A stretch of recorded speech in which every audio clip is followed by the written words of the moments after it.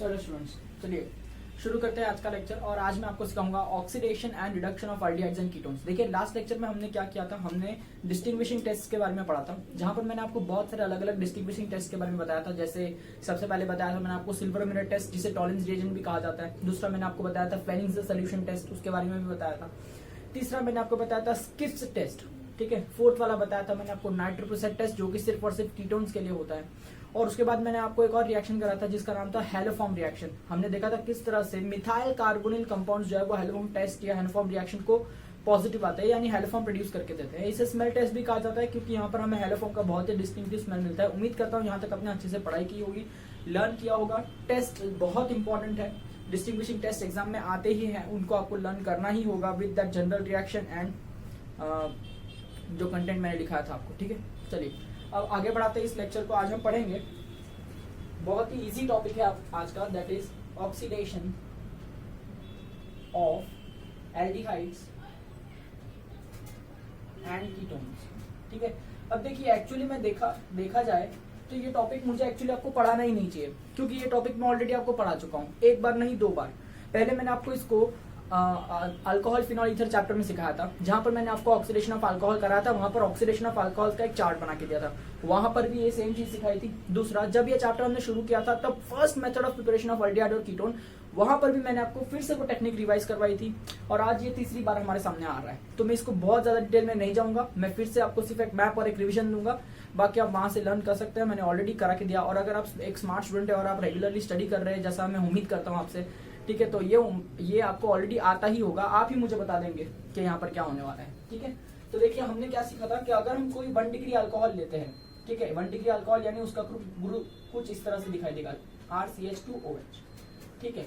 और इसका अगर हम वीक ऑक्सीडेशन करते हैं, WO का मतलब आप समझ सकते हैं ना, वीक ऑक्सीडेशन, ठीक है। तो वीक ऑक्सीडेशन अगर हमने किया तो यहाँ पर हमको अल्डिहाइड स्टेज पर रिएक्शन आकर के मिलता है। तो हमें यहाँ पर इस तरह से अल्डिहाइड प्रोड्यूस होकर के मिलता है। खैर अभी हम अल्डिहाइड प्रोड्यूस नहीं कर रहे हैं, अब हम अल्डिहाइड का ऑक्सीडेशन करना चाहते हैं। तो हमको पता है कि अल्डिहाइड का चाहे आप वीक ऑक्सीडेशन कर लो या चाहे आप स्ट्रॉन्ग ऑक्सीडेशन कर लो, ठीक है, आपको मिलना क्या है, आपको यहाँ पर कार्बोक्सिलिक एसिड ही मिलने वाला है, ठीक है। ये हमने देखा था, कार्बोक्सिलिक एसिड ही मिलने वाला है।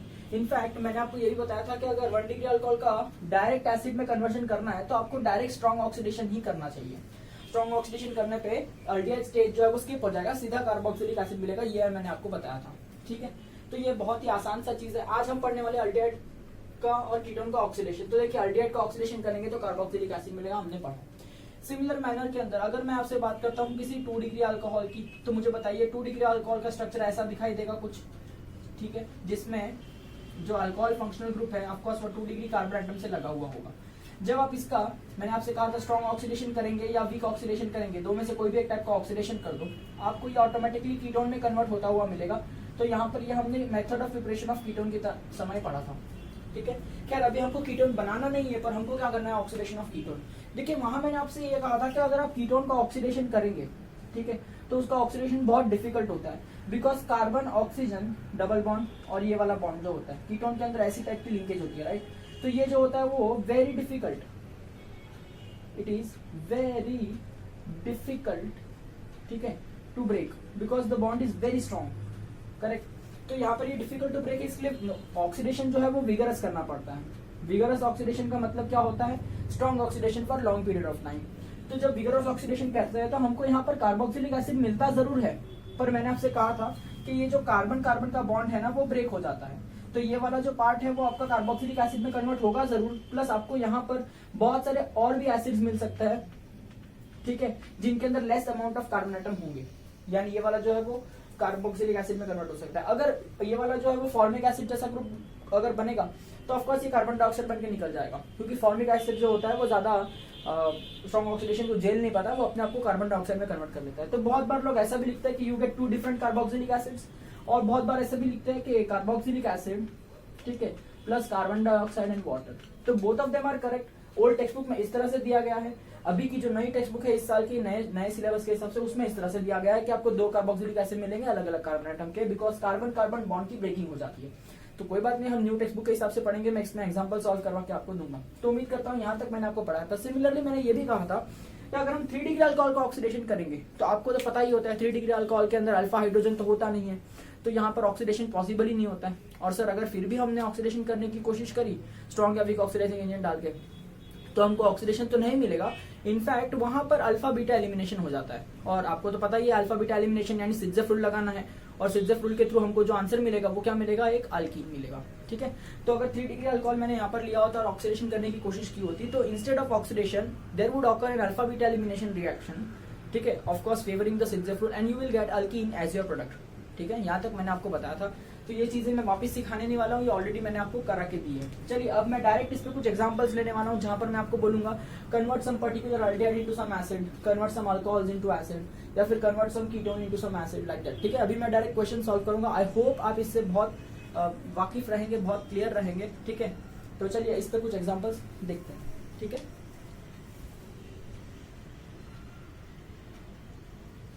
और हाँ, स्ट्रॉन्ग ऑक्सीडेशन और वीक ऑक्सीडेशन करने के लिए स्ट्रॉन्ग ऑक्सीडाइजिंग एजेंट और वीक ऑक्सीडाइजिंग एजेंट की जरूरत होती है। तो चलिए एक बार वो भी रिवाइज कर लेते हैं। तो ये बता देता हूँ मैं आपको कि स्ट्रॉन्ग ऑक्सीडाइजिंग एजेंट्स जो है हमने कौन से पढ़े थे, और वीक ऑक्सीडाइजिंग एजेंट्स जो है हमने कौन से पढ़े थे। तो स्ट्रॉन्ग ऑक्सीडाइजिंग एजेंट में नंबर 1 हमने पढ़ा था KMNO4। ठीक है, अब ये अल्कलाइन मीडियम में भी यूज किया जा सकता है, एसिडिफाइड मीडियम में भी यूज किया जा सकता है। ठीक है, दूसरा हमने पढ़ा था K2Cr2O7, ठीक है, जिसको सिर्फ और सिर्फ एसिडिफाइड मीडियम में यूज किया जाता है, यानी in the presence of some acid use किया जाता है। ठीक है, इस तरह से। फिर हमने जो तीसरा वाला देखा था, ठीक है, let me right this of, उम्मीद करता हूँ आपने लिखा होगा। ठीक है, तो तीसरा वाला जो मैंने बताया था आपको वो होता है CrO3, जिसको हम कहते हैं जोन्स रिएजेंट। CrO3 प्लस पाइरिडीन भी यूज कर सकते हैं, बहुत लोग पाइरिडीन नहीं लिखते, इट इज फाइन, इसको जोन्स रिएजेंट भी कहा जाता है, जोन्स रिएजेंट। ये भी एक बहुत ही स्ट्रॉन्ग ऑक्सीडाइजिंग एजेंट है। और फोर्थ वाला सबसे इजी है, that is dilute nitric acid, that is dilute HNO3। तो ये सारे चारों के चार जो है वो स्ट्रॉन्ग ऑक्सीडाइजिंग एजेंट है। और पहले मैं आपको इसके बारे में काफी इन्फॉर्मेशन और भी दे चुका हूँ, जैसे अल्कलाइन एसिडिफाइड KMNO4 आप यूज करेंगे तो वो पर्पल कलर का होता है, और आफ्टर द रिएक्शन वो अपना कलर जो है वो रिलीज कर देता है। यानी क्या कि पर्पल कलर का है, अगर मैंने रिएक्शन किया तो before the reaction the colour will be purple, and after the reaction that purple colour will be lost. ठीक है, तो वो कलरलेस हो जाएगा। तो कलर चेंज क्या आता है during oxidation reaction using KMNO4, तो वो आएगा पर्पल से कलरलेस। K2Cr2O7 का कलर होता है ऑरेंज। जब आप इसको यूज करेंगे before the reaction the colour will be orange, and after the reaction the colour will become green. तो यहाँ पर कलर चेंज क्या आने वाला है ड्यूरिंग द रिएक्शन, ठीक है, that is from orange to green. ठीक है, क्रोमिक ऑक्साइड का कोई कलर नहीं होता है खास, और डाइल्यूट HNO3 का भी कोई कलर चेंज दिखाई देता नहीं। ठीक है, तो ये सारे जो है वो स्ट्रॉन्ग ऑक्सीडाइजिंग एजेंट्स है। और वीक ऑक्सीडाइजिंग एजेंट्स तो बहुत ही आसान है, हमने पढ़े हैं, that is first one PCC। अब फुल फॉर्म में लिख रहा हूँ, आपको ऑलरेडी पता होना चाहिए। अगर आप स्मार्ट स्टूडेंट है तो आप मुझे बताएंगे कि PCC का फुल फॉर्म क्या है, दैट इज पाइरिडीनियम क्लोरोक्रोमेट, करेक्ट। ठीक है, दूसरा वाला हमने देखा था दैट इज PDC, ये होता है पाइरिडीनियम डाइक्रोमेट, वेरी नाइस। और ये जो थर्ड वाला हमने देखा था वो होता है copper metal, but copper metal at 573 kelvin. ठीक है, इतने हाई टेम्परेचर पे जब कॉपर को लेके जाते हैं तो it acts as a very weak oxidising agent. तो उम्मीद करता हूँ यहाँ तक सारी चीजें आपको समझ में आई रहेगी। ठीक है, चलिए कुछ एग्जांपल सॉल्व करते हैं जो मैं आपको होमवर्क में दूंगा करने के लिए। तो चलिए ऑक्सीडेशन ऑफ कीटोन्स के ऊपर जरा ध्यान देते हैं, उसको हमको पढ़ना थोड़ा जरूरी है। Please pay attention here, don't look at this part right now, पहले यहाँ पर अटेंशन दीजिए। तो देखिए हम देखते हैं जरा ऑक्सीडेशन ऑफ कीटोन्स, क्योंकि इसके एग्जांपल्स में थोड़े से आपको सॉल्व करवा के देना चाहता हूँ। ठीक है, जैसे फॉर एग्जांपल मैं लेता हूँ ये C+OR कीटोन। अब इसका ऑक्सीडेशन करना है, आपको पता है कीटोन का ऑक्सीडेशन जो है वो डिफिकल्ट होता है, बिकॉज C+C जो बॉन्ड ब्रेकिंग है वो बहुत डिफिकल्ट होती है, because ketones are very resistive towards oxidation, वो ऑक्सीडेशन चाहते नहीं है। ठीक है, लाइक दैट। तो यहाँ पर मैं क्या करूंगा, एक विगरस ऑक्सीडेशन करूंगा। विगरस ऑक्सीडेशन यानी कि मैं कोई strong oxidising agent such as KMNO4 या K2Cr2O7 या CrO3, ऐसा कोई भी एक रिएजेंट यूज करूंगा और उसको हीट करूंगा लॉन्ग टाइम के लिए। ठीक है, तो उसके बाद क्या होगा, मुझे कुछ इस तरह से कंपाउंड मिलते हैं कि एक कार्बोक्सिलिक एसिड मिलेगा और दूसरा भी कार्बोक्सिलिक एसिड मिलेगा। ठीक है, जिसमें ऑफकोर्स अलग अलग कार्बन एटम्स होंगे। ठीक है, तो आप देख सकते हैं कि इसको मैं जरा सॉल्व करके बताता हूँ आपको। जैसे मैंने दिया है एक्शन ऑफ लेट अस से KMNO4, ठीक है, प्लस NaOH ऑन एसीटोन।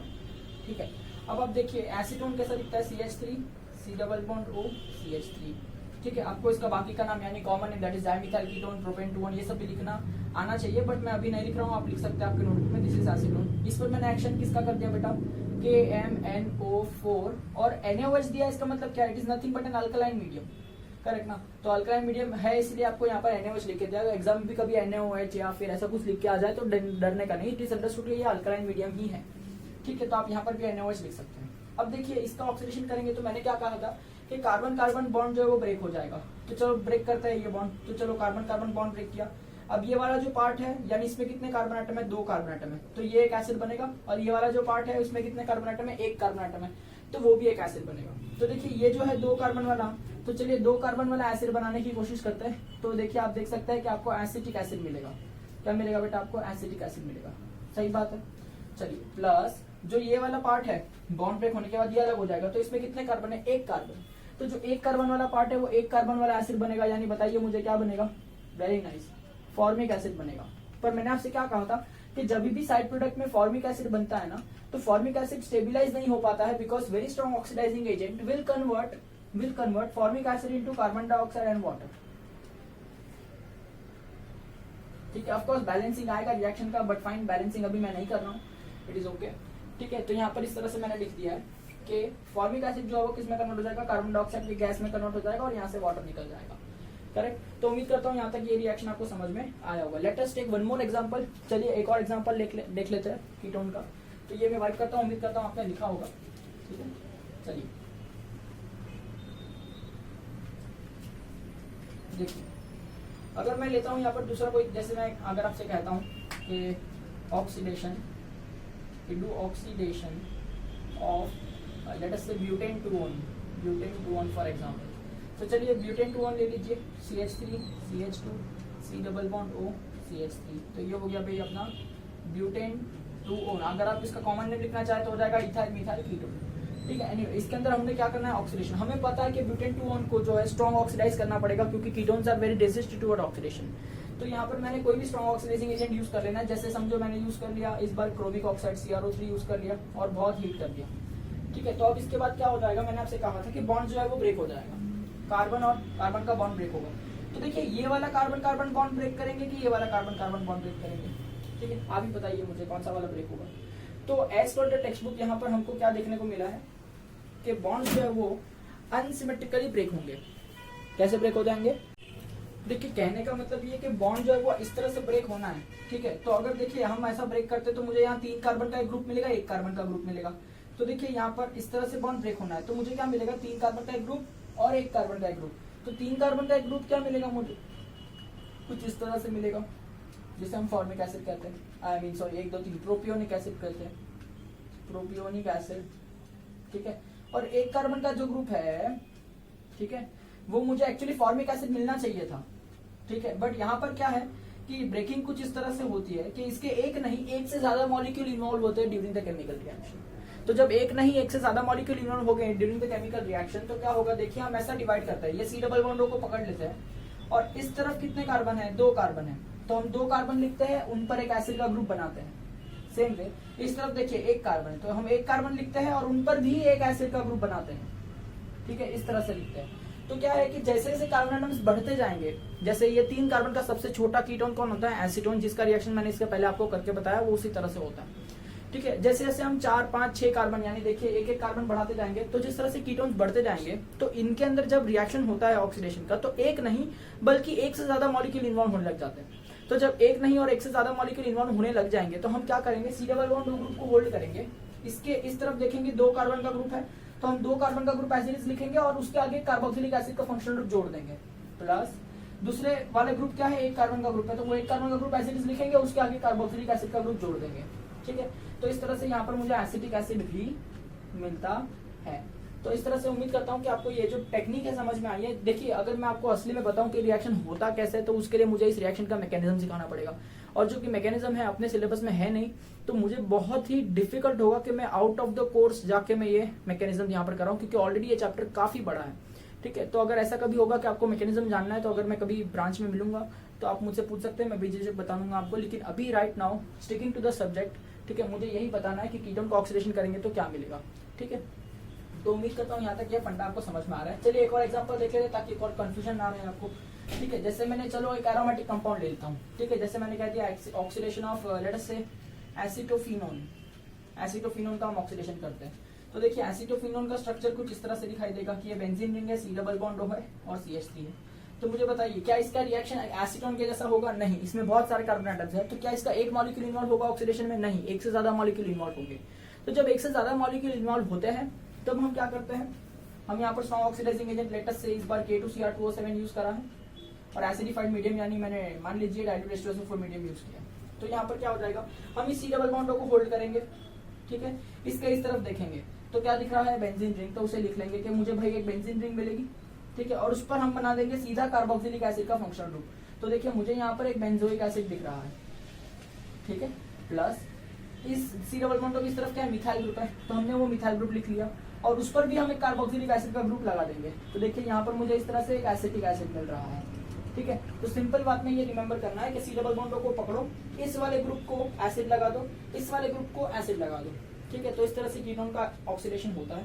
उम्मीद करता हूँ कि रिएक्शन आपको समझ में आया है। तो चलिए इसी के बेस अब मैं आपको होमवर्क देने वाला हूँ। देखिए अल्डिहाइड का ऑक्सीडेशन नहीं करके बता रहा हूँ क्योंकि हमने वो ऑलरेडी बहुत बार प्रैक्टिस किया है। तो होमवर्क में मैंने आपको दिया है कुछ क्वेश्चन, जैसे क्वेश्चन नंबर 1 में दे रहा हूँ आपको कन्वर्ट द फॉलोइंग, यानी क्या, convert methanol into formic acid in 2 steps. ठीक है, यानी आपको पहले स्लो ऑक्सीडेशन करना है, फिर आपको जो करना है मतलब 2 स्टेप्स में करना है, सिंपल सी बात। दूसरा मैंने आपको दिया है convert isopropyl alcohol into acetone. यहाँ पर मैंने कोई स्टेप नहीं लिखा है, तो आप चाहे 1 स्टेप में भी कर सकते हो, चाहे आप उसको 2 स्टेप में भी कर सकते हो। ठीक है, खैर इसके अंदर तो 2 स्टेप होता ही नहीं, ये तो 2 डिग्री अल्कोहल से कीटोन है ना, तो it is 1 step only.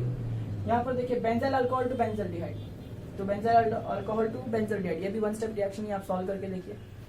Next दिया है बेंजल्डिहाइड टू बेंजोइक एसिड। ठीक है, ये कन्वर्जन करना है। दूसरा क्वेश्चन दिया है प्रिपेयर करना है आपको। नंबर 1 प्रिपेयर करना है एसिटोफिनोन फ्रॉम अल्कोहल। तो अभी कौन सा अल्कोहल लेना है वो आपको देखना पड़ेगा from the structure of acetophenone. ठीक है, दूसरा बनाना है बेंजोफिनोन फ्रॉम अल्कोहल। अब देखिए बहुत लोगों को बेंजोफिनोन का स्ट्रक्चर याद नहीं होगा, मैंने ऑलरेडी बताया होगा। बेंजोफिनोन का स्ट्रक्चर ऐसा कुछ दिखाई देता है, it is also called as diphenyl ketone. Benzophenone is also called as diphenyl ketone. तो ये कंपाउंड अपने को बनाने का है फ्रॉम अल्कोहल। ठीक है, चलिए नंबर 3 में देखकर मैंने आपको दिया है acetic acid from ketone, that is acetone. तो एसीटोन से एसिटिक एसिड यानी कीटोन से एसिड बनाना है। तो यहाँ पर कार्बन कार्बन का बॉन्ड ब्रेकिंग होता है, मैंने ऑलरेडी आपको ये रिएक्शन करके बताया। तो ये रिएक्शन जरा प्रैक्टिस कर लीजिएगा होमवर्क में और मुझे भेजिएगा, देखता हूँ मैं आपको कितना सही आता है या नहीं। अगर कुछ गलती होगी तो मैं जरूर आपको करेक्ट करके बताने की कोशिश करूंगा। ठीक है, तो चलिए उम्मीद करते हैं यहाँ पर मैंने oxidation of aldehydes and ketones पूरी तरह से कंप्लीट कर दिया है। ठीक है, चलिए अब नेक्स्ट टॉपिक की तरफ बढ़ेंगे। अगर हमने ऑक्सीडेशन पढ़ा है अल्डिहाइड्स एंड कीटोन्स का, तो अब ऑब्वियसली हमको रिडक्शन भी पढ़ना चाहिए कि नहीं। तो चलिए पढ़ते हैं reduction of aldehydes and ketones. Please pay attention. देखिए यहाँ पर reduction of aldehydes and ketones.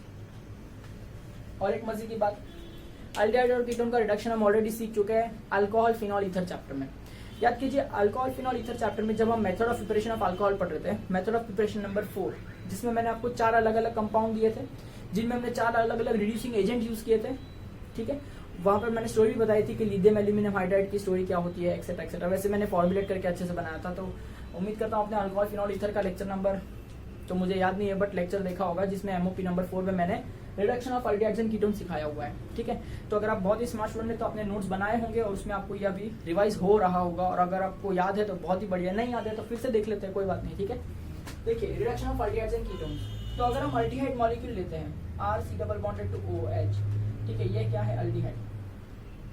ठीक है, इसका हम करना चाहते हैं रिडक्शन। तो सबसे पहले याद कीजिए अगर हम अल्डिहाइड का रिडक्शन करेंगे तो क्या बनेगा, यहाँ पर बनेगा एक 1 डिग्री अल्कोहल। क्या बनेगा, एक 1 डिग्री अल्कोहल, क्योंकि अभी अभी तो हमने देखा कि 1 डिग्री अल्कोहल का ऑक्सीडेशन करते हैं तो अल्डिहाइड बनता है। तो ऑफकोर्स अल्डिहाइड का रिडक्शन करेंगे तो वापस क्या बनेगा, 1 डिग्री अल्कोहल ही बनेगा। ठीक है, और दूसरा हम देखते हैं कि 2 डिग्री अल्कोहल अगर मैंने लिया, आई मीन सॉरी कीटोन मैंने अगर यहाँ पर लिया, ठीक है, और कीटोन का अगर मैंने क्या कर दिया बेटा, रिडक्शन कर दिया, तो मुझे यहाँ पर क्या मिलेगा बताइए, एक 2 डिग्री अल्कोहल मिलेगा। क्योंकि अभी अभी हमने तो देखा कि 2 डिग्री अल्कोहल का जब ऑक्सीडेशन किया जाता है तब कीटोन बनता है, तो ऑब्वियसली कीटोन का जब रिडक्शन करेंगे तो 2 डिग्री अल्कोहल ही मिलना है ना। तो चलिए यहाँ पर रिड्यूसिंग एजेंट्स को देखना पड़ेगा। तो देखिए वहां पर मैंने आपको 4 रिड्यूसिंग एजेंट एक्सप्लेन किए थे।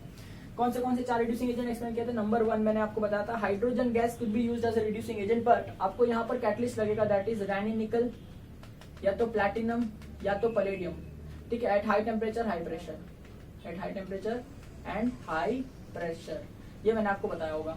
दूसरा मैंने आपको बताया था 2 नेसेंट हाइड्रोजन आप यूज कर सकते हैं, बट ये कहां से आता है? सोडियम अमालगम प्लस वाटर से आता है, ठीक है। तीसरा मैंने आपको बताया था कि भाई तीसरा रिड्यूसिंग एजेंट जो है वो बहुत ही ज्यादा इंपॉर्टेंट है, क्योंकि वो बहुत ही ज्यादा स्ट्रांग है, ठीक है, या फिर मैं ऐसा कहूँ वो बेस्ट रिड्यूसिंग एजेंट है। तो मुझे बताइए वो बेस्ट रिड्यूसिंग एजेंट क्यों है, ठीक है, इसका आंसर आपको पता होना चाहिए। जी हाँ, ये बेस्ट रिड्यूसिंग एजेंट इसलिए, पहले नाम बता देता हूँ कि वो क्या है, that is lithium aluminium hydride LiAlH4, ठीक है। ये बेस्ट रिड्यूसिंग एजेंट इसलिए है क्योंकि ये कार्बोक्सिलिक एसिड को रिड्यूस कर सकता है। भाई कार्बोक्सिलिक एसिड को कोई भी रिड्यूस नहीं कर सकता है, सिर्फ और सिर्फ लिथियम एल्यूमिनियम हाइड्राइड ही एक ऐसा कंपाउंड है जो कार्बोक्सिलिक एसिड को रिड्यूस कर सकता है। तो ऑब्वियसली ये बेस्ट रिड्यूसिंग एजेंट हुआ कि नहीं? और अगर ये बेस्ट रिड्यूसिंग एजेंट है तो मुझे बताइए ये बेस्ट क्यों है? बिकॉज ये एसिड को रिड्यूस कर सकता है, ठीक है, तो बेस्ट है। तो उसका एक और बात होगा, ये एक्सपेंसिव है। तीसरी बात क्या होगी कि इसको यूज करने के लिए क्या चाहिए? हाइड्रोलिसिस चाहिए प्लस ड्राई ईथर भी चाहिए, ठीक है। और तो और इसमें एक गलती भी है, इसमें एक खामी भी है, इसमें एक प्रॉब्लम भी है। प्रॉब्लम यह है कि लिथियम एल्यूमिनियम हाइड्राइड जो है वो कार्बन कार्बन डबल बॉन्ड को रिड्यूस नहीं कर सकता।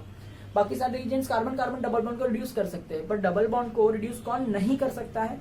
लिथियम एल्यूमिनियम हाइड्राइड नहीं कर सकता है। तो ये कुछ पॉइंट्स मैंने इसके बारे में ऑब्वियसली आपको बताए थे। अब मैं और ज्यादा डिटेल में नहीं जाना चाहूंगा, ऑलरेडी आपको पता होगा, ठीक है।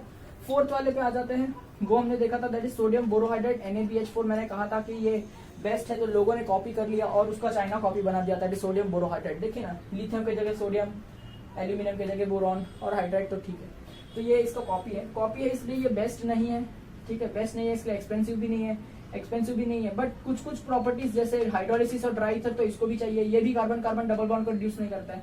क्या ये कार्बोक्सिलिक एसिड को रिड्यूस कर सकता है क्या? नहीं, जो बेस्ट है सिर्फ वही कार्बोक्सिलिक एसिड को रिड्यूस कर सकता है। तो इसके अंदर क्या क्या प्रॉब्लम है? डबल बॉन्ड को रिड्यूस नहीं करता है, कार्बोक्सिलिक एसिड को भी रिड्यूस नहीं करता है, और तो और ये एस्टर्स को भी रिड्यूस नहीं कर सकता है, ठीक है। तो ये जो है सिर्फ और सिर्फ अल्डिहाइड और कीटोन को रिड्यूस कर सकता है, ये अल्डिहाइड और कीटोन को रिड्यूस कर सकता है, ये भी अल्डिहाइड और कीटोन को रिड्यूस कर सकता है, ये भी अल्डिहाइड और कीटोन को रिड्यूस कर सकता है। इस चैप्टर में right now we are talking about reductions of aldehyde and ketone. तो यहाँ पर मुझे कौन से रिड्यूसिंग एजेंट यूज करने चाहिए? भाई यहाँ पर ये चारों reducing agent are capable of reducing aldehydes and ketone. तो आप यहाँ पर चारों में से कोई भी एक रिड्यूसिंग एजेंट यूज कर लेंगे, ठीक है, तो आपका काम हो जाएगा, ठीक है। उम्मीद करता हूँ यहाँ पर ये पॉइंट आपको समझ में आ रहा है कि यहाँ पर जो रिड्यूसिंग एजेंट चाहिए वो आप इन चारों में से कोई भी एक उठा करके सॉल्व कर सकते हैं। और ये भी रिएक्शन हमने किए हैं, इसके ऊपर भी प्रैक्टिस हमने की है, तो मुझे नहीं लगता कि मुझे ये वापस सॉल्व करके बताना चाहिए, ठीक है। तो चलिए जरा इसके ऊपर एग्जाम्पल देते हैं, होमवर्क में देखते हैं आपको आता है या नहीं। तो चलिए एग्जाम्पल्स यहाँ देखिए, मैंने फिर से दिया है convert acetaldehyde into ethanol, benzaldehyde into benzyl alcohol, acetophenone into alcohol, benzophenone into alcohol, acetone into sec propyl alcohol. ये कन्वर्जन करने दिया है based on the reductions of aldehydes and ketones. Next दूसरा मैंने दिया prepare 1 phenyl propane 2 ol from ketone.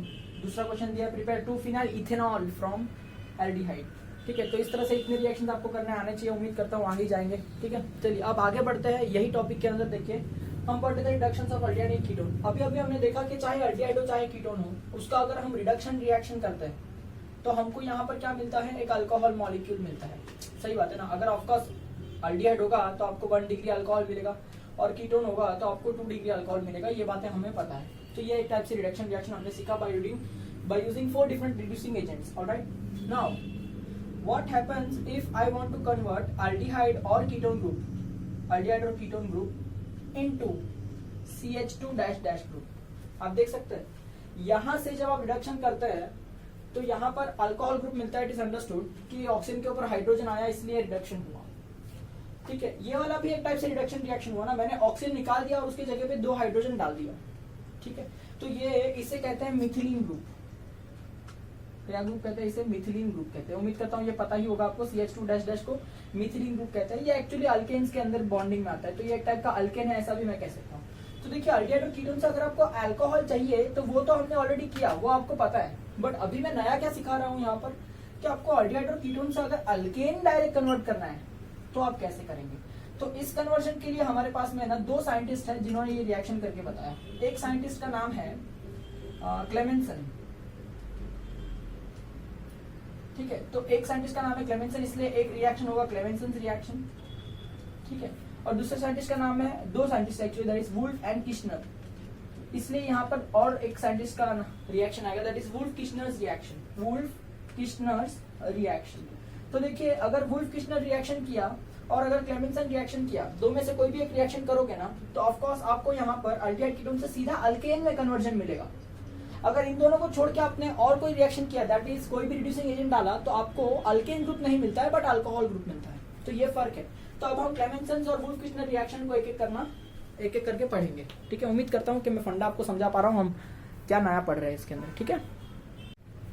तो देखिए, शुरू करते हैं नया reaction, that is Clemmensen reaction या फिर क्लेमेंसन रिडक्शन भी बहुत लोग इसे कहते हैं। बहुत आसान रिएक्शन है। देखिए कि मैं इसका पहले आपको जनरल रिएक्शन बता देता हूँ क्या है। कि अगर आप कोई भी अल्डिहाइड और कीटोन मॉलिक्यूल लेंगे जिसमें कार्बन ग्रुप होगा ऑफ कोर्स, ठीक है, अल्डिहाइड या फिर कीटोन मॉलिक्यूल, ठीक है, तो इसमें आपको सिर्फ एक ही रिएजेंट डालना है जिसका नाम है जिंक अमालगम। जैसे सोडियम अमालगम होता है NaHG, उसी तरह से जिंक अमालगम होता है ZnHG। देखिए, अमालगम का एक्चुअल मतलब होता है कि एलॉयज ऑफ मर्क्यूरी। तो मर्क्यूरी अगर किसी के भी साथ एलॉय बनाता है ना, किसी भी मेटल के साथ में, तो हम उसे अमालगम्स नाम देते हैं। तो ये है जिंक अमालगम। हमने इसके पहले सोडियम अमालगम भी देखा है, ठीक है। तो इस रिएक्शन के लिए, क्लेमेंसन रिडक्शन के लिए, हमको क्लेमेंसन रिएजेंट यूज करना पड़ेगा, जो कि क्या होता है, जिंक अमालगम होता है और कॉन्सेंट्रेटेड हाइड्रोक्लोरिक एसिड होता है। तो जब जिंक अमालगम और कॉन्सेंट्रेटेड हाइड्रोक्लोरिक एसिड आपस में रिएक्ट करेगा तो बहुत सारा हाइड्रोजन गैस प्रोड्यूस होगा, और वही हाइड्रोजन गैस जो है वो इसका रिडक्शन करता है such that you get an methylene group here. यहाँ पर आपको अल्कोहल नहीं, उसके बदले मिथिलीन ग्रुप मिलता है, ठीक है। तो उम्मीद करता हूँ अल्डिहाइड कीटोन को मिथिलीन ग्रुप में कन्वर्ट करना होगा तो आप क्लेमेंसन रिएक्शन यूज करेंगे। बहुत आसान है, आपको सिर्फ जिंक अमालगम और CONC ही लिखना है एरो पे, दैट्स इट, ठीक है। तो अगर मैं इसके एग्जांपल्स की बात करता हूँ तो देखिए, एग्जांपल नंबर 1 में मैं आपको देता हूँ कि मान लेते हैं, कन्वर्ट कर लेते हैं अपना इथेनॉल, दैट इज एसिटाल्डिहाइड, है ना, एसिटाल्डिहाइड इनटू इथेन। तो बहुत सिंपल है। देखिए, इथेनॉल यानी एसिटाल्डिहाइड क्या है, CH3 डबल बॉन्ड OH। इसका रिडक्शन अगर आप करते हैं using 4 reducing agents, normal conventional method से, तो आपको यहाँ पर इथाइल अल्कोहल मिलेगा। बट खैर, आपको इथेन बनाने के लिए बोला है, तो आप देखिए, ठीक है, इथेन, जानबूझ के मैं CH3 को H ऐसा लिख रहा हूँ ताकि आपको समझ में आए कि ये H तो एज इट इज ही है, सिर्फ ये C डबल बॉन्ड ग्रुप को मिथिलीन ग्रुप में कन्वर्ट किया गया है। तो ऑफकोर्स इसको मैं ऐसे भी तो लिख सकता था ना, है कि नहीं। तो इस तरह से अल्केन यूनिट मिलता है हमको। तो यहाँ पर मुझे क्या करना है, सिर्फ क्लेमेंसन का एजेंट यूज करना है, that is ZnHG and CONC that's it, मेरा काम हो गया। बस इतना ही करना था, ठीक है। और ऑफ कोर्स ये ऑक्सीजन का क्या हुआ सर, ऑक्सीजन तो इधर, अरे ऑक्सीजन जो है वो वाटर बन के निकल जाएगा, ठीक है। पर हम यहाँ पर एक्चुअली उसको बताते नहीं है। अब बता क्या है तो भी चलेगा, नहीं बता क्या है तो भी चलेगा, ठीक है। इस तरह से अभी दूसरा रिएक्शन कर लेते हैं कीटोन के ऊपर। जैसे मैंने आपसे कर दिया कि प्रिपेयर लेट अस से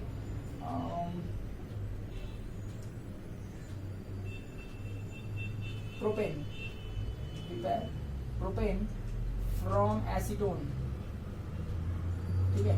देखिए, अल्केन बनाना है फ्रॉम एसीटोन, तो आपको पता है कि नॉर्मल रिडक्शन करेंगे तो अल्कोहल बनेगा, जो कि हमको नहीं चाहिए। तो ये रहा एसीटोन। इसका हम लोग क्या करेंगे, ऑब्वियसली जिंक अमालगम और CONC डाल देंगे। तो ये जो ये C डबल बॉन्ड ग्रुप जो है वो CH2 ग्रुप में कन्वर्ट हो जाएगा इस तरह से। तो देखिए, यहाँ पर आपको ऑब्वियसली प्रोपेनॉन से प्रोपेन मिलता हुआ मिलेगा, दैट इज एसीटोन से प्रोपेन मिलता हुआ मिलेगा, ठीक है। तो उम्मीद करता हूँ ये रिएक्शन मैं आपको समझा पा रहा हूँ बहुत अच्छी तरह से, ठीक है। तो चलिए, इसके ऊपर और भी कोई एग्जांपल्स अगर आ गए टू कन्वर्ट एनी अल्डिहाइड और कीटोन इनटू अल्केन यूनिट, तो मुझे भरोसा है कि आप कर पाएंगे, क्योंकि रिएक्शन में इतना कुछ खास बात नहीं है, it is easy. Just you have got to remember that you have to use zinc amalgam and CONC, ठीक है। तो this was all about Clemmensen reaction. अगर आपको कोई पूछ ले कि भाई इसका डिस्क्रिप्शन लिख लेना, या 2 मार्क में कभी शॉर्ट नोट में आ गया, तो डिस्क्रिप्शन आप खुद बना सकते हैं। Aldehyde and ketone groups are getting converted into methylene groups by using zinc amalgam and CONC। बस इंग्लिश में इतना तो आप लिख ही सकते हैं, ठीक है। चलिए, इसको रब करते हैं और बढ़ते हैं नेक्स्ट रिएक्शन की तरफ, जो कि सेम प्रिंसिपल पे काम करेगा कि अल्डिहाइड और कीटोन को कन्वर्ट करना है अपने को अल्केन में, बट यहाँ पर जो साइंटिस्ट यूज हुआ है वो अलग है। तो यहाँ पर आप ध्यान से सुनिएगा, अगला रिएक्शन है वो भी एक नई रिएक्शन है, दैट इज वुल्फ, ठीक है, किश्नर्स रिडक्शन या फिर वुल्फ किश्नर्स रिएक्शन ऐसा भी कहते हैं बहुत लोग, तो ठीक है, फाइन। अब इसके अंदर क्या होता है, ये जो है वो 2 स्टेप रिएक्शन है। तो चलिए इसका डिस्क्रिप्शन में लिख लेता हूँ कि Wolff Kishner reaction it is a 2 step reaction, ठीक है। फर्स्ट स्टेप एल्डिहाइड या फिर कीटोन इज कन्वर्टेड इनटू, ठीक है, hydrazone, is converted into hydrazone, ठीक है। उम्मीद करता हूँ आपको थोड़ा थोड़ा याद आ रहा होगा कि हाइड्राजोन क्या है। हमने पिछले लेक्चर्स में ही देखा था, पिछले लास्ट टू लास्ट लेक्चर में हमने देखा था कि किस तरह से अमोनिया और उसके डेरिवेटिव्स का रिएक्शन करने पे न्यूक्लियोफिलिक एडिशन रिएक्शन होता है, साथ में ही एलिमिनेशन रिएक्शन भी होता है, तो जिन्हें हम कहते हैं डायरेक्ट एलिमिनेशन रिएक्शन या रिमूवल ऑफ वाटर। तो यहाँ पर अगर हम हाइड्राजीन का रिएक्शन करते हैं किसी एल्डिहाइड कीटोन पे तो आपको उसका हाइड्राजोन मिलता है। तो उम्मीद करता हूँ वो आपको याद होगा, नहीं याद होगा तो आपने लिखा ही होगा नोटबुक में, ठीक है। तो उसको जरा घुमा करके देखिए पेज में कि कहाँ लिखा है, उसको रिवाइज करिए तो आपको याद आएगा कि हाइड्राजोन क्या होता है, ठीक है। तो ये रिएक्शन के अंदर फर्स्ट स्टेप क्या है कि फर्स्ट स्टेप में आप किसी एल्डिहाइड कीटोन को उसके रिस्पेक्टिव हाइड्राजोन के अंदर कन्वर्ट कर देंगे, ठीक है। इन सेकेंड स्टेप, ठीक है, that hydrazone is treated with aqueous KOH and glycol, aqueous KOH and glycol to form methylene group, ठीक है। That is simply in simple terms में कहे तो अल्केन। तो देखिए मैं बताता हूँ किस तरह से कि अगर आपके पास में कोई एल्डिहाइड और कीटोन की ग्रुप है, तो मान लेते हैं ये एल्डिहाइड या फिर कीटोन है, तो ये जब हम वुल्फ किश्नर रिएक्शन करेंगे तो 2 स्टेप में करेंगे। तो फर्स्ट स्टेप में क्या करना है, इसका आपको हाइड्राजोन बनाना है। तो अगर आप किसी एल्डिहाइड और कीटोन का हाइड्राजोन बनाना चाहते हैं तो आपको उसके अंदर हाइड्राजीन डालना पड़ता है। तो चलिए hydrazine that is NH2 single bonded to NH2, ये मैंने आपको पहले ही बताया, this is called as hydrazine. Hydrazine को इसमें डाल देंगे। तो हाइड्राजीन को डालेंगे, ऑफ कोर्स ये अमोनिया और उसके डेरिवेटिव का रिएक्शन जब इसके साथ करते हैं तो हमें पता है कि वीकली एसिडिक मीडियम होना चाहिए, है क्या नहीं। वीकली एसिडिक मीडियम में इसको हीट करके बनाएंगे। तो देखिए ये H2 और ये O निकल जाएगा, तो let me right loss of water, सही है, हमने ऑलरेडी किया है। तो C इसके 2 बॉन्ड्स एज इट इज है, करेक्ट। डबल बॉन्ड O और H2 तो निकल गया, तो अब वो डबल बॉन्ड नाइट्रोजन से बन जाएगा कुछ इस तरह से, है ना। और ये जो नाइट्रोजन है ऑफ कोर्स आगे सिंगली कनेक्टेड है NH2 से, तो ये जो है इसे हम कहेंगे उस एल्डिहाइड और कीटोन का, रिस्पेक्टिव एल्डिहाइड और कीटोन का हाइड्राजोन, ठीक है ना। तो ये देखिए फर्स्ट स्टेप हमने यहाँ पर कंप्लीट कर लिया कि हाइड्राजोन तो हमने बना लिया। सेकंड स्टेप में हम क्या करेंगे कि हाइड्राजोन इज ट्रीटेड, मतलब ये जो मॉलिक्यूल है इसको हम लोग एक्शन करने वाले हैं एक्वियस KOH एंड ग्लाइकॉल का। तो यहाँ लिख देंगे ग्लाइकॉल। अब ग्लाइकॉल में आप इथिलीन ग्लाइकॉल, प्रोपिलीन ग्लाइकॉल, कोई भी टाइप का ग्लाइकॉल यूज कर सकते हैं, दैट डजंट मैटर, ठीक है। अभी यहाँ पर क्या होगा, टू फॉर्म मिथिलीन ग्रुप। तो इसके बाद में क्या होगा, जो ये जो NH2 ग्रुप है ना, वो पूरा ग्रुप निकल जाएगा अमोनिया बन करके, ठीक है। और यहाँ पर आपको C इसके ये 2 bonds of course as it is रहेंगे, ठीक है। ये जो पूरा ग्रुप है ना, वो अब H2 में कन्वर्ट हो जाएगा। और यहाँ पर ऑफ कोर्स अमोनिया और उसके डेरिवेटिव मिलेंगे, जिसको हमको मेंशन करने की जरूरत नहीं है, इनफैक्ट टेक्स्ट बुक में मेंशन नहीं किया गया है, ठीक है। तो आप डायरेक्टली इससे इतना लिख सकते हैं कि ये देखिए इसका जनरल रिएक्शन कुछ इस तरह से कि this is how we get a methylene group, ठीक है। तो उम्मीद करता हूँ कि ये रिएक्शन आपको समझ में आया होगा। देखिए क्लेमेंसन्स रिएक्शन के अंदर भी हम एल्डिहाइड कीटोन से मिथिलीन ग्रुप बनाते हैं, और वुल्फ किश्नर रिएक्शन से भी हम एल्डिहाइड कीटोन से मिथिलीन ग्रुप बनाते हैं। तो दोनों में फर्क क्या है, दोनों में फर्क इतना है कि क्लेमेंसन्स रिएक्शन जो है वो एक रिएजेंट का यूज करता है जिसका नाम है जिंक अमालगम एंड कॉन्केटसीएल, और जो वुल्फ किश्नर रिएक्शन है वो ट्रेडिशनल 2 स्टेप मेथड है। फर्स्ट स्टेप में आप उसको हाइड्रोजोन में कन्वर्ट करता है, और hydrogen is treated with aqueous KOH and methylene glycol to get you methylene group, ठीक है। अब ये वाला जो टेक्निक है ना, 2 स्टेप टेक्निक, ये एरोमेटिक कंपाउंड्स पे बहुत अच्छी तरह से यील्ड देता है, बहुत अच्छी तरह से यील्ड देता है, मतलब aromatic compounds readily undergo in this reaction. जब एरोमेटिक कंपाउंड्स को क्लेमेंसन्स के एजेंट से ट्रीट करोगे तो ऑफकोर्स आपको मिथिलीन ग्रुप मिलेगा, बट वहां पर रिएक्शन बहुत स्लो होता है, ठीक है। और यहाँ पर जो रिएक्शन है एरोमेटिक कंपाउंड्स के लिए बहुत फास्ट होता है। इनफैक्ट डजंट मैटर आप कोई भी एल्डिहाइड कीटोन को अगर मिथिलीन ग्रुप में कन्वर्ट करना चाहते हो, इट डजंट मैटर आप क्लेमेंसन्स रिएक्शन करो या वुल्फ किश्नर रिएक्शन करो, you will get the end result, ठीक है। पर अगर आपको कभी कभी एरोमेटिक कंपाउंड दिया है तो my personal choice would be Wolff Kishner reaction, क्योंकि एरोमेटिक कंपाउंड के टाइम पे ये बहुत अच्छे से काम करता है। दैट्स द ओनली डिफरेंस, ठीक है। तो उम्मीद करता हूँ कि दोनों रिएक्शन आपको समझ में आए हैं, और प्रिंसिपल दोनों रिएक्शन से ज्यादा इंपॉर्टेंट प्रिंसिपल ये है कि एल्डिहाइड कीटोन को अगर आपको अल्कोहल में कन्वर्ट करना होता तो आप ट्रेडिशनल रिड्यूसिंग एजेंट्स यूज करते, ठीक है। लेकिन अगर आपको एल्डिहाइड कीटोन को अल्केन यूनिट में कन्वर्ट करना है तो ये बड़ा ही इंपॉर्टेंट क्वेश्चन है, क्योंकि बच्चे लोग जो है वो भूल जाते हैं कि एल्डिहाइड कीटोन को अल्केन में कैसे कन्वर्ट करते हैं। अल्कोहल सब बना लेते हैं, अल्केन में भूल जाते हैं। तो अल्केन में कन्वर्ट करना है तो उसके लिए 2 ही रिएक्शंस है, Wolff Kishner and Clemmensen's. Both the reactions are very important, name reactions है तो आपको ऑब्वियसली 3 बार लिख के प्रैक्टिस करना चाहिए। चलिए अब वुल्फ-किशनर रिएक्शन पे थोड़े 2-4 एग्जांपल्स हम सॉल्व कर लेते हैं, ठीक है। तो देखिए 2 एग्जांपल्स हम यहाँ सॉल्व करते हैं। एग्जांपल नंबर 1 में दिया है कन्वर्ट बेंजल्डिहाइड इनटू टॉल्यूइन। तो देखिए बेंजल्डिहाइड हमारे पास में कुछ इस तरह से दिखाई देता है कि ये हो गया भाई बेंजल्डिहाइड, ठीक है। या फिर मैं इसको ऐसे लिखूँ बहुत अच्छी तरीके से, तो ऐसा हो जाएगा कि बेंजीन है, C डबल बॉन्ड O है, H है। तो let me right this is what benzaldehyde, ठीक है ना। अब ये बेंजल्डिहाइड को किस में कन्वर्ट करना है, टॉलुइन में। तो मुझे पता है कि टॉलुइन जो है उसका स्ट्रक्चर ऐसा दिखाई देता है, ठीक है।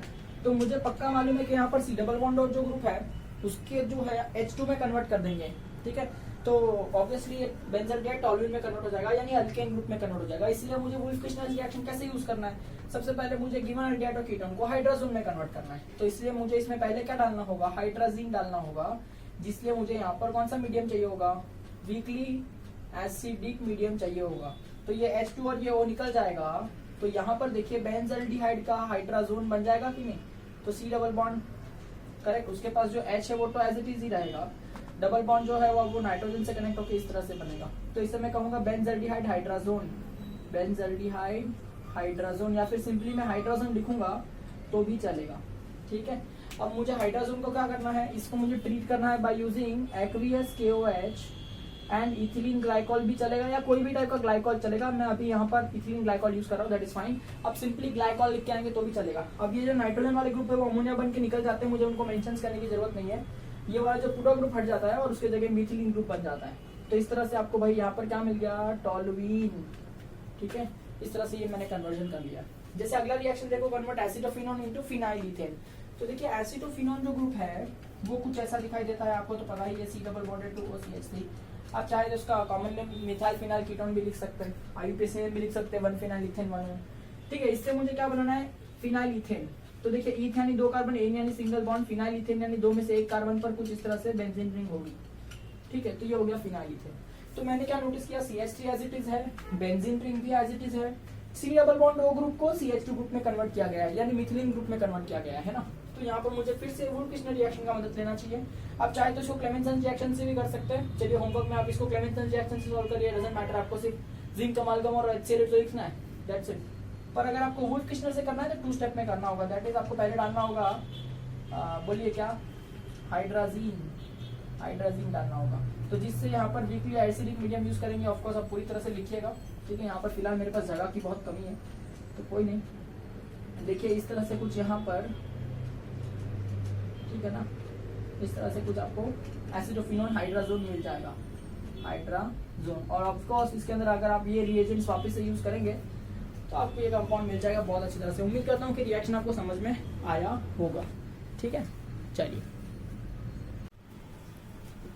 तो चलिए अब आते हैं इस चैप्टर के सबसे क्रूशियल और सबसे इंपॉर्टेंट पार्ट की तरफ, जिसका नाम है अल्डोल रिएक्शंस, ठीक है। बहुत ही इंपॉर्टेंट रिएक्शन है, प्लीज पे अटेंशन, बहुत ज्यादा कॉन्सेंट्रेट करना, ये टॉपिक बहुत बहुत ज्यादा हार्ड है, ठीक है। Please pay attention. Aldol condensation, चलिए सबसे पहले मैं आपको समझाता हूँ कि अल्डोल कंडेंसेशन होता क्या है और कैसे होता है, उसके बाद हम इसके रिएक्शन की तरफ बढ़ेंगे। तो यहाँ पर मैं उसका थोड़ा सा डिस्क्रिप्शन या steps to do the reactions बताऊंगा और फिर इसको हम अप्लाई करते हैं, ठीक है। ध्यान से सुनिए, अल्डोल कंडेंसेशन होता कब है। सबसे पहले first condition is when two molecules of aldehyde ketones, ठीक है। अब चाहे वो दोनों मॉलिक्यूल सेम ही एल्डिहाइड के हो सकते हैं, चाहे वो सेमी कीटोन के हो सकते हैं, या फिर एक एल्डिहाइड का भी हो सकता है, कीटोन का भी हो सकता है, ठीक है।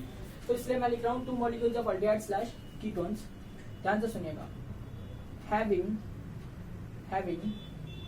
at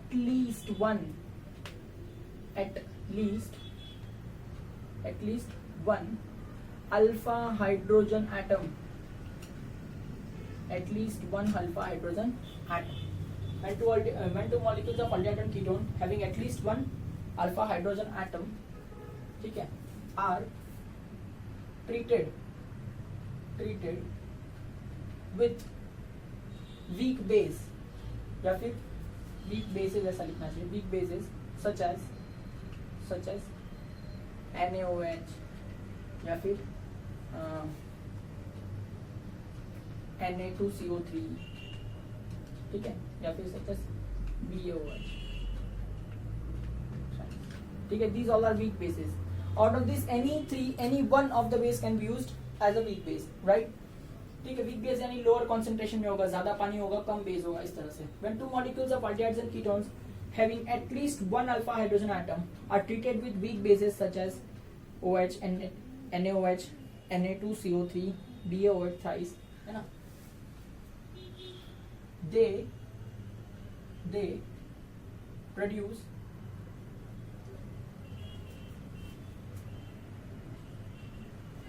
बीटा हाइड्रोक्सी एल्डिहाइड,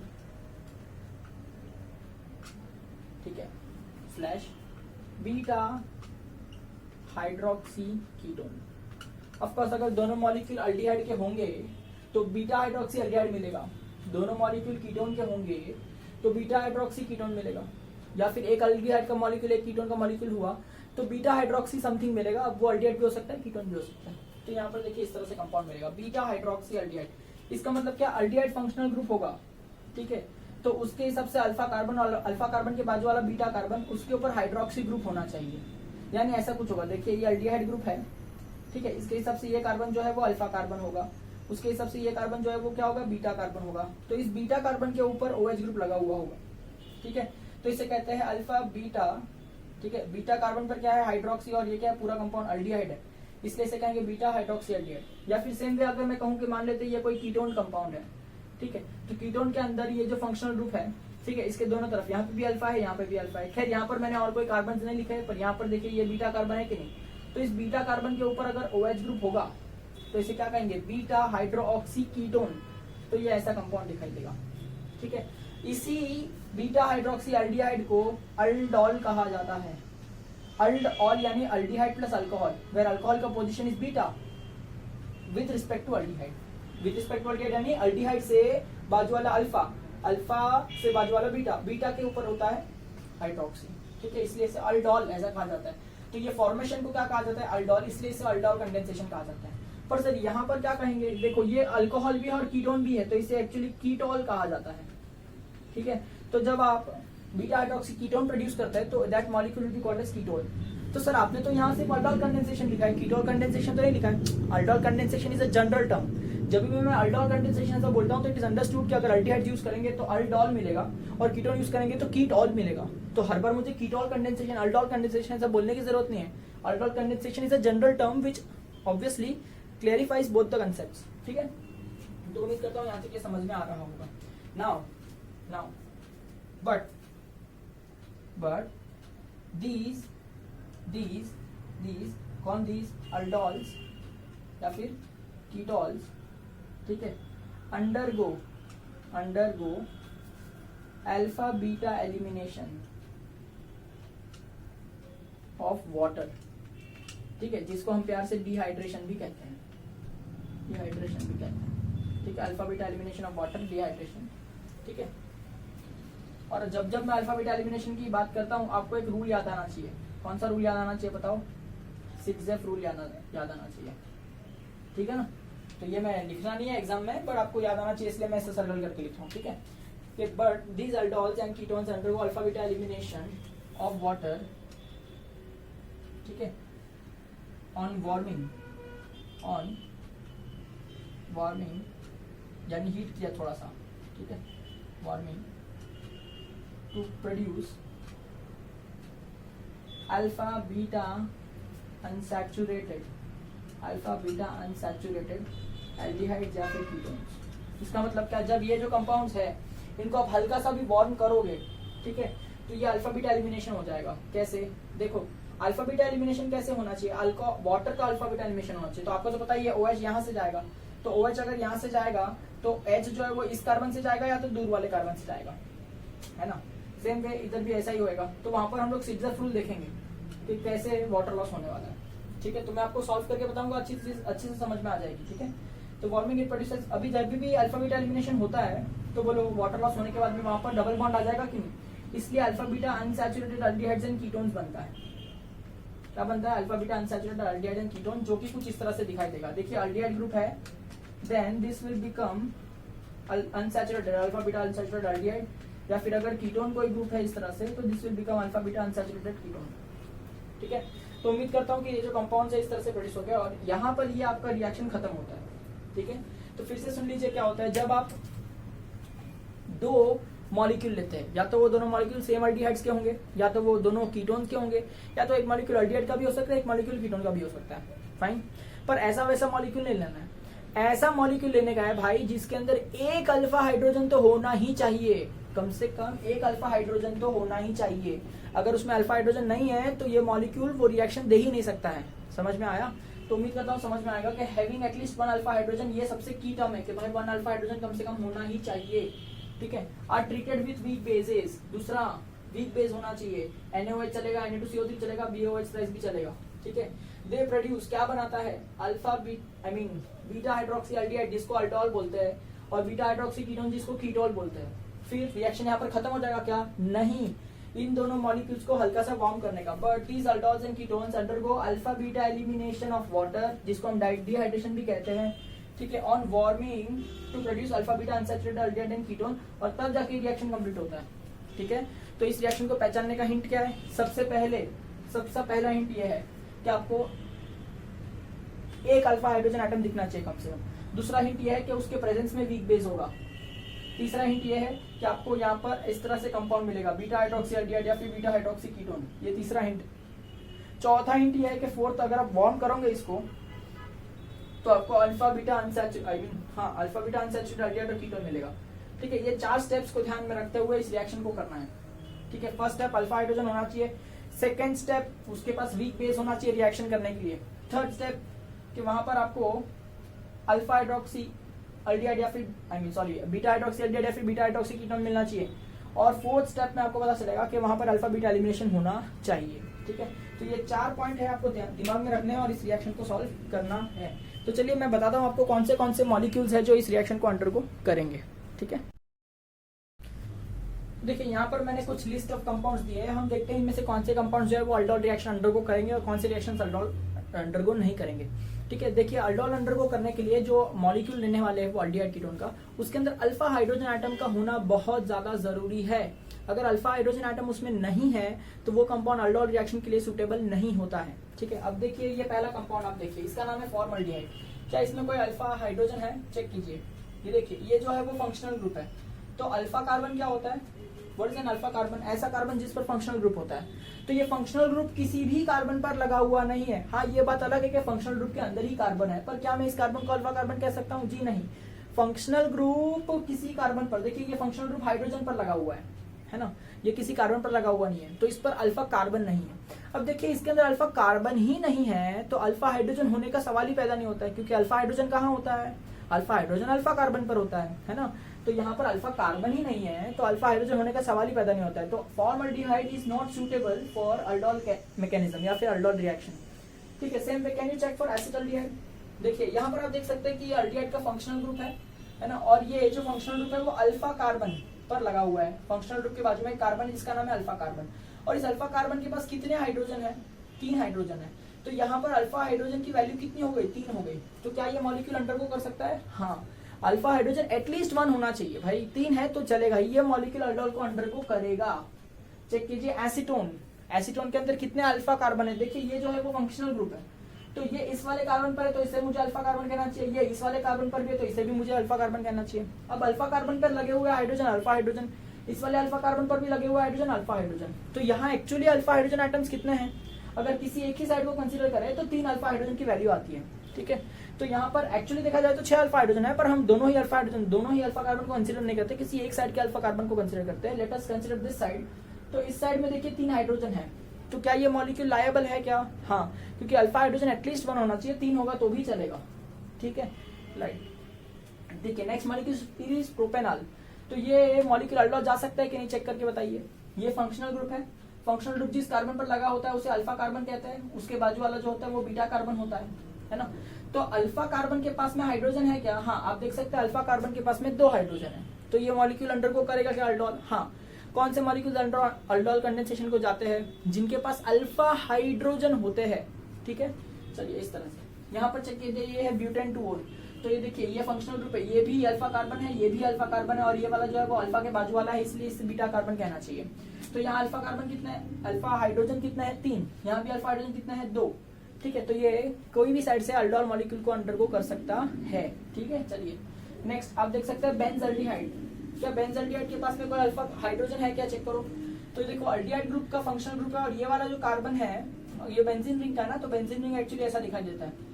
तो ये वाला कार्बन जो है वो अल्फा कार्बन हुआ, पर इसके पास कोई हाइड्रोजन है क्या, नहीं, क्योंकि इसके 4 बॉन्ड ऑलरेडी हो चुके हैं, 1 2 3 और ये डबल बॉन्ड में है चौथा बॉन्ड, है ना, तो इसके पास में हाइड्रोजन नहीं है। तो यहाँ पर अल्फा कार्बन तो है, बट अल्फा कार्बन के पास कोई हाइड्रोजन नहीं है। ऐसा कंपाउंड भी अल्डोल मॉलिक्यूल को अंडरगो नहीं कर सकता है।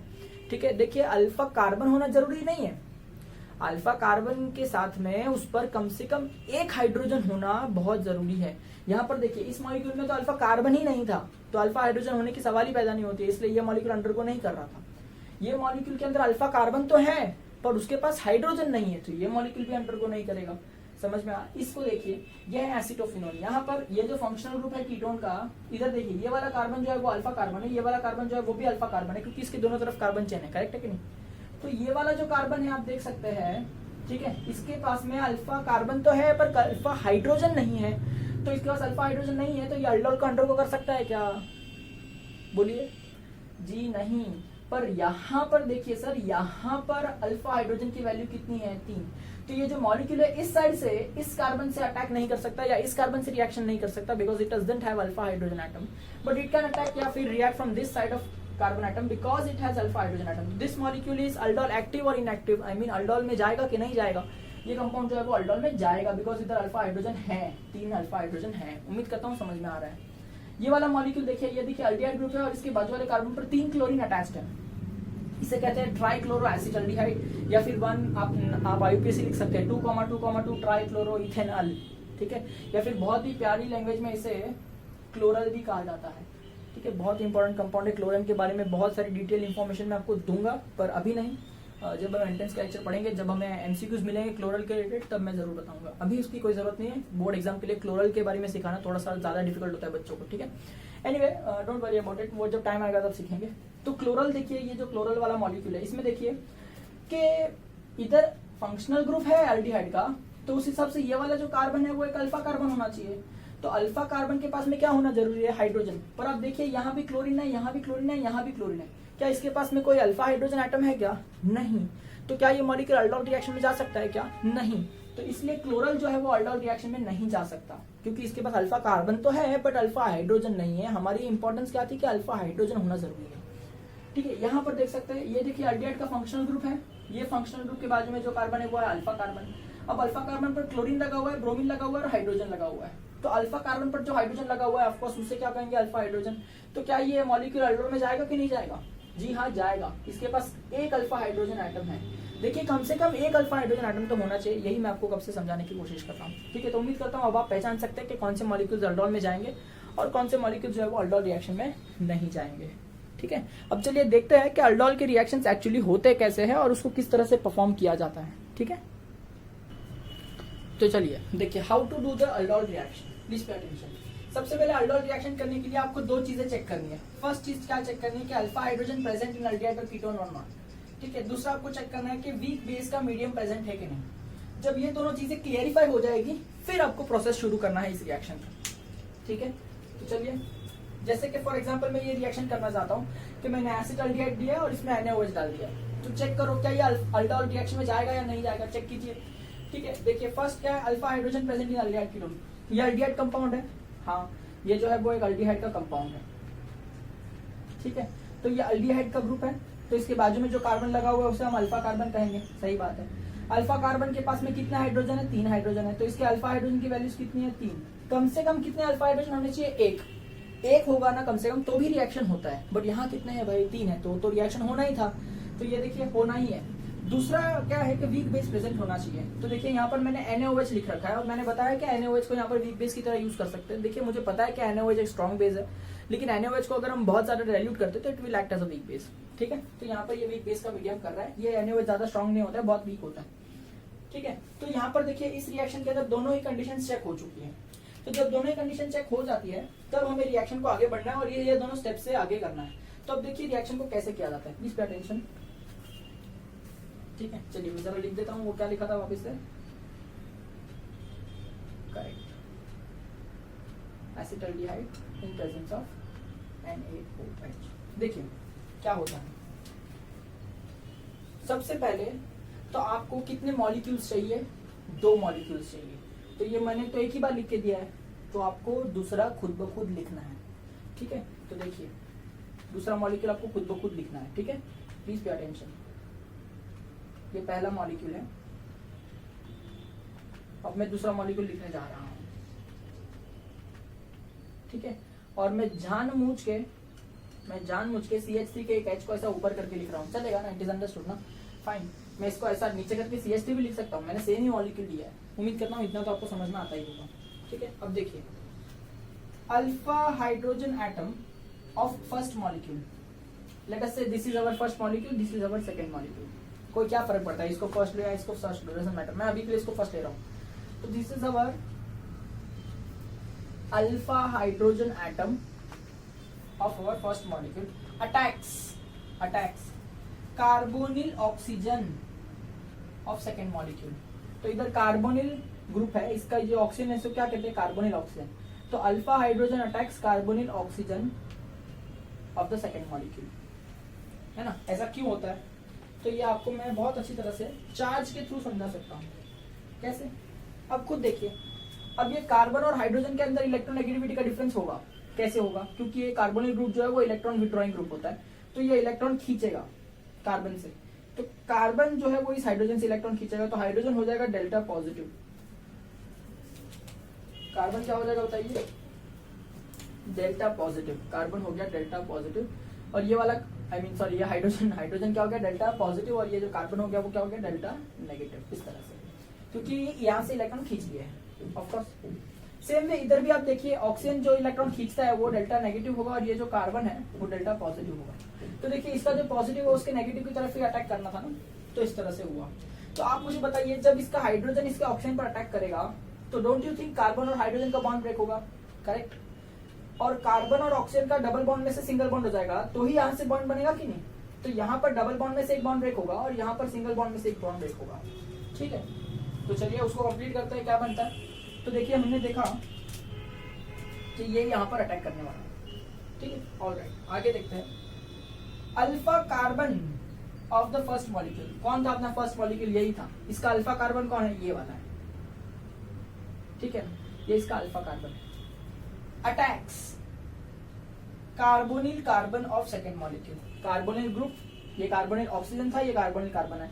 तो देखिए नेगेटिव जो है इसके पॉजिटिव पे अटैक करेगा, करेक्ट ना? तो alpha carbon of first molecule attacks carbonyl carbon of second molecule, है ना? तो इस स्टेटमेंट को मैंने कैसे कहा, alpha hydrogen of first molecule attacks carbonyl oxygen of second molecule. At that same time alpha carbon of first molecule attacks carbonyl carbon of another molecule. तो इसको एग्जीक्यूट करते हैं, तो क्या होगा देखिए।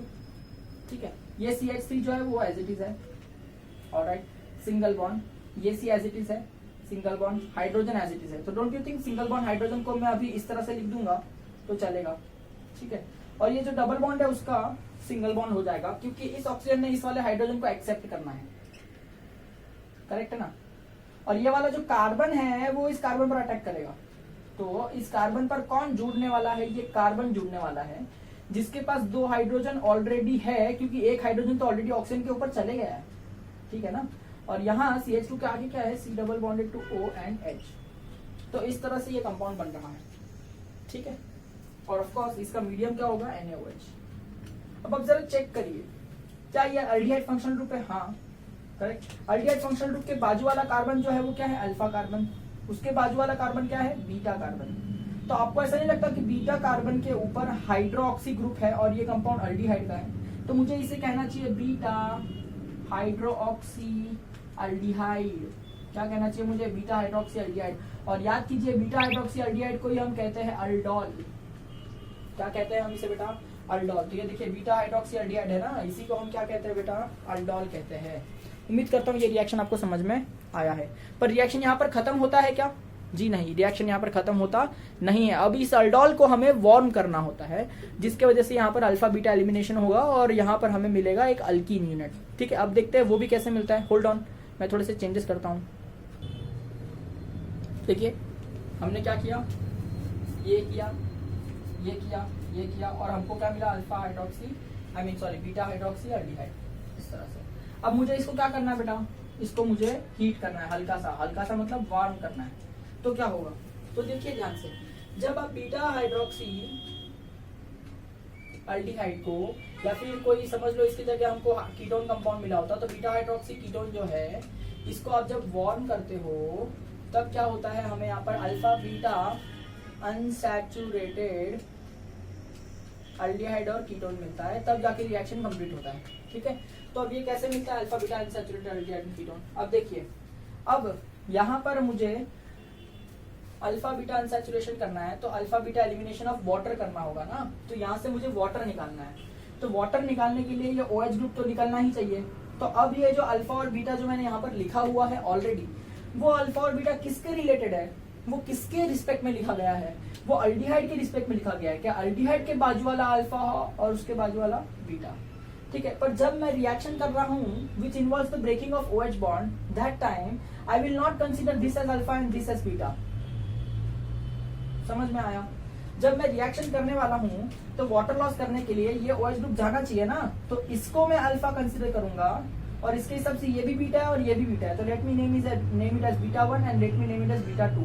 तो आप मुझे सिग्जा रूल लगा के बताइए कि अल्फा लूजेस फंक्शनल ग्रुप, हमको पता है ना अल्फा बीटा एलिमिनेशन में सिग्जा रूल होता है, अल्फा लूजेस फंक्शनल ग्रुप यानी OH निकल जाएगा, beta loses hydrogen, but which beta will lose hydrogen, the one which has less number of hydrogen, that was the Saytzeff rule. यहाँ पर 3 hydrogen है, यहाँ पर 2 हाइड्रोजन है, तो बताइए हाइड्रोजन कहाँ से जाएगा, यहाँ से जाएगा। तो आप ही मुझे बताइए, CH3 है वो एज इट इज रहेगा, ये जो CH है वो भी एज इट इज रहेगा, ये OH तो चले जाएगा और यहाँ से एक हाइड्रोजन निकल जाएगा।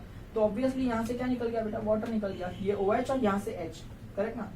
तो यहाँ पर सिंगल बॉन्ड की जगह अब डबल बॉन्ड हो जाएगा, यहाँ से H निकल चुका है तो क्या हो जाएगा CH, और ऑफ कोर्स आगे अल्डिहाइड ग्रुप जो है वो एज इट इज रहेगा। तो इस तरह से अल्फा बीटा एलिमिनेशन होता है with respect to OH। Do remember, alpha beta elimination of water happens with respect to OH and this name, that is beta hydroxy aldehyde, comes है ना with respect to aldehyde। समझता है कि नहीं? वो समझता है, इजी है ना। तो ये OH है, यहाँ से निकलेगा, तो हाइड्रोजन कहाँ से निकलेगा, जहाँ हाइड्रोजन एटम कम है तो यहाँ से निकलेगा। तो देखिए आप देख सकते हैं कि अल्डिहाइड के रिस्पेक्ट में फिर से अल्फा और बीटा पोजीशन पर डबल बॉन्ड आ रहा है ना, इसलिए आपको अल्फा बीटा अनसैचुरेटेड एल्डिहाइड और कीटोन मिलता है। समझ में आया? तो उम्मीद करता हूँ ये पॉइंट आपको समझ में आ रहा है कि वार्म करने से भाई यहाँ पर डिहाइड्रेशन रिएक्शन होता है। ठीक है, that is loss of water होता है बाय सिग्जेफ रूल या फिर सिग्जेफ एलिमिनेशन रिएक्शन। ठीक है, तो उम्मीद करता हूँ ये पॉइंट आपको समझ में आ रहा है और इस तरह से ये रिएक्शन जो है वो कंप्लीट होता है। ठीक है, अब मुझे पता है कि आपको थोड़ा सा हैवी लग रहा होगा क्योंकि आपने ये पहली बार पढ़ा है। अब इसके ऊपर हम 3-4 एग्जाम्पल और सॉल्व करेंगे। ठीक है, तो ये बहुत ही अच्छे से आपको समझ में आ जाएगा। ठीक है, चलिए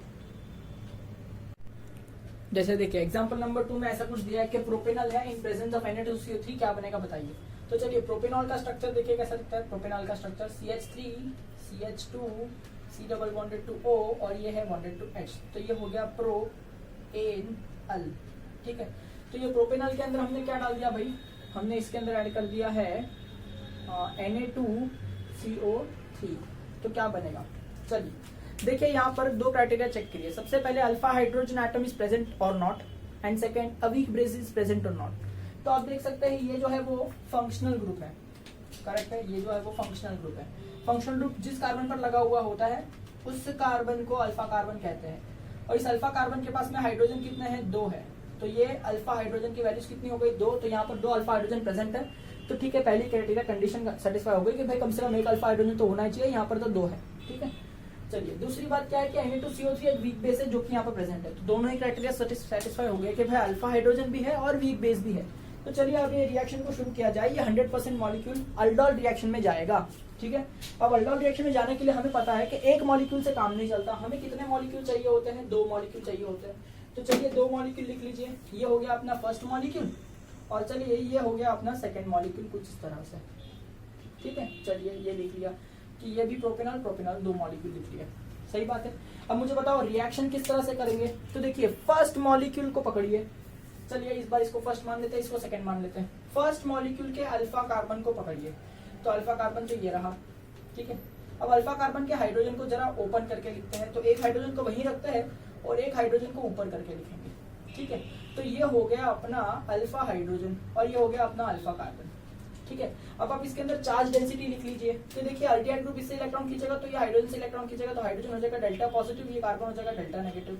सिमिलरली सामने वाले ग्रुप में कार्बोनिल ग्रुप पर चार्ज लिखा जाता है कि कार्बोनिल में ऑक्सीजन डेल्टा नेगेटिव होता है, कार्बोनिल कार्बन डेल्टा पॉजिटिव होता है। अब ऑपोजिट चार्जेस को अट्रैक्ट कर दीजिए। मैंने कैसे कहा था statement, alpha hydrogen of first molecule attacks carbonyl oxygen of second molecule and alpha carbon of first molecule attacks,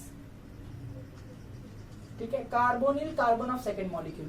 तो चलिए देखते हैं क्या होता है। ये ब्रेक होता है और इसमें ऐड होता है, तो इसे देखते रहिएगा क्या होता है। इसके अंदर CH3 एज इट इज रखा है, सही बात है। फिर आगे वाला CH2 एज इट इज है, ये भी सही बात है। आगे C है, ठीक है, उसके ऊपर लगा हुआ H उसको साथ में लिख लेता हूं, कोई दिक्कत तो नहीं है उसमें। और ये जो O है डबल बॉन्ड में, अब उसको मैंने कर दिया सिंगल बॉन्ड में।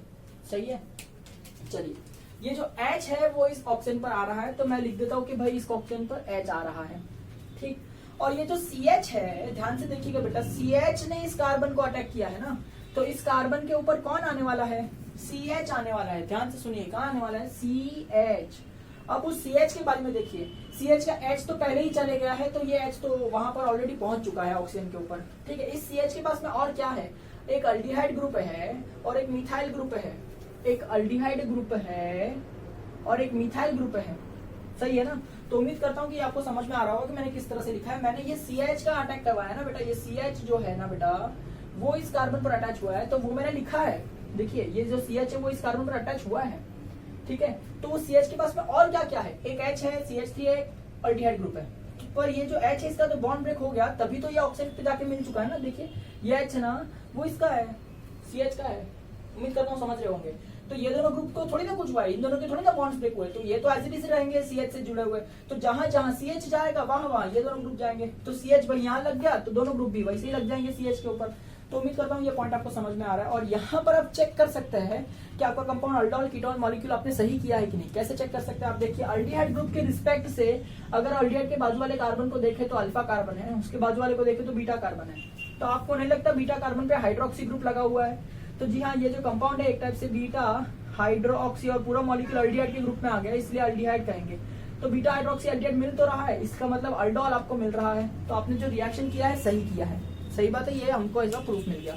क्या रिएक्शन यहाँ पर रुकता है, जी नहीं। इसको हम क्या करते हैं बेटा, हल्के से वार्म कर देते हैं, इसको जरा सा हीट कर देते हैं, तो यहाँ से क्या है ना, वाटर निकल जाता है। तो अब मुझे बताइएगा कि वाटर कैसे निकल जाता है। भैया वाटर निकलने के लिए OH तो निकलना बहुत जरूरी है।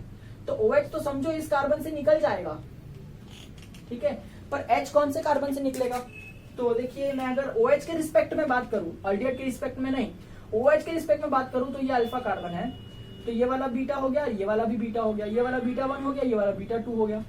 ठीक है, तो अब zigzag एलिमिनेशन करके बताइए कि alpha loses the functional group and which beta will lose hydrogen, that beta will lose hydrogen which has less number of hydrogen atoms. अब चेकिए, बीटा विन के पास में 2 हाइड्रोजन है और बीटा 2 के पास में सिर्फ एक ही हाइड्रोजन है। तो मुझे बताइए हाइड्रोजन कहां से लॉस होना चाहिए, जहां पर हाइड्रोजन पहले से ही कम है, मतलब बीटा 2 का हाइड्रोजन लॉस होना चाहिए, सही है कि नहीं।